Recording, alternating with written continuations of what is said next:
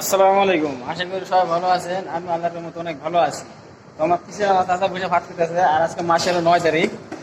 তো আমার কথা হলো একটাই, কাজ সারা মাস যা করেন করান, কিন্তু বেতন দেওয়ার সময় যদি তারা নাড়া করেন সেই কাজ আমার একদম পছন্দ না। আজকে বেতন চাইছি স্যারের কাছ থেকে, হয় টিয়া বসে নাই আর নাই। আরে কাজ করার সময় তো টিয়া বসে দেয় না, কিন্তু বেতন দেওয়ার সময় তো এরকম সমস্যা হয়।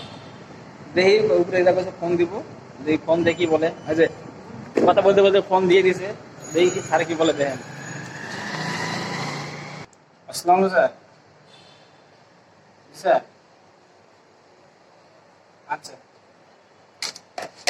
স্যার, কথা বলতে বলতে ফোন দিয়েছে, আমার উপরে যাইতে বলতে, দেখি কি করে, কয় টাকা দেয় দেখি। লিফট পুরা তুলে নাম তোলার সময় লাগে, উপরে যাচ্ছে, দেখা যাক কি বলে। টাকা পয়সা দিবে ঠিকই, কিন্তু দেওয়ার আগে এরকম করে টিয়া পয়সা নাই আর নাই, অভাব। মানে ড্রাইভারদের বেতন দিতে গেলে তাদের কাছে অনেক অভাব। 10,000 দিয়েছে। সত্য কথা বলছি, তোমার সাথে মিশে কত কথা দরকার আছে? আমার টাকা তুমি নিবা?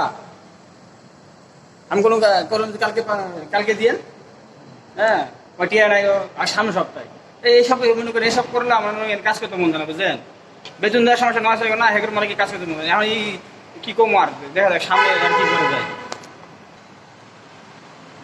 যারা যারা দেবে, বড় লোকরা যারা ভিডিও দেখবে, তাদের কাছে আমার অনুরোধ, আমার বেতন, কাজের লোকের বেতন গুলো ভালো ঠিক মতো দিয়ে দিন।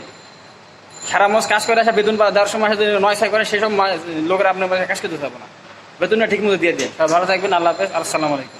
আর ভিডিওটা শেয়ার করবেন, যাতে বড় লোকের কাছে যায়, বড় লোকরা যেন দেখতে পায় যে এরকম ধরনের লোকজন আছে। এখন সবাই তার সমান না, কিছু কিছু লোক আছে এরকম খাচ্চর, তাদের জন্য এই ভিডিওটা শেয়ার করে দিবেন দরকার হলে। আল্লাহ হাফেজ, আসসালামু আলাইকুম।